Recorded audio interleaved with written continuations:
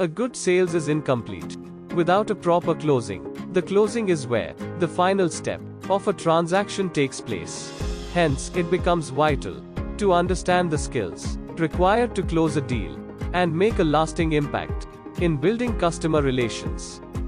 Before we begin our learning journey on the same, let's understand what closing is and why it is needed. To put it simply, closing a sale is influencing a prospect into making a positive decision in favor of the company.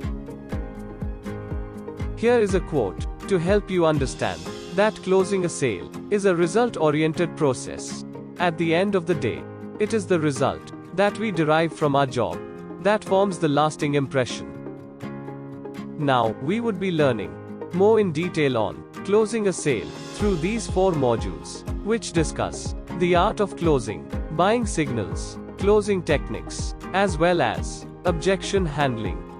When closing a sale, create a sense of urgency by helping clients identify an imbalance in their decision.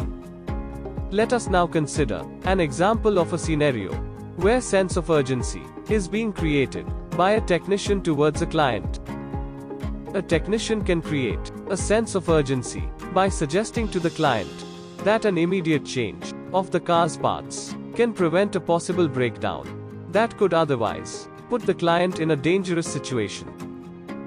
Or in another case, a doctor can create a sense of urgency after a diagnosis by suggesting immediate medication in order to avoid worsening of the condition.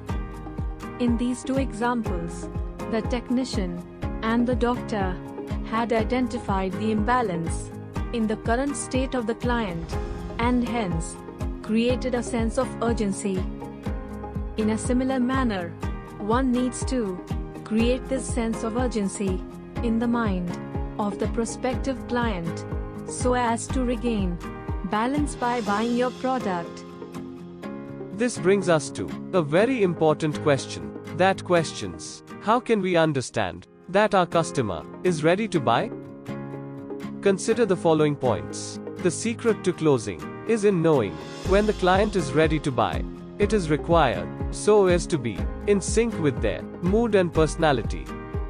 In case the customer seems pressed for time, acknowledge the situation and make them feel relaxed by providing assistance. And if the customer is relaxed and desires conversation, then accommodate the same, but do bring the conversation back to closing. Thanks for watching the introduction and art of closing skills. We will now cover more aspects of closing skills in further detail through topics of buying signals, followed by closing techniques, as well as objection handling, and finally, testing the learnings through a final test.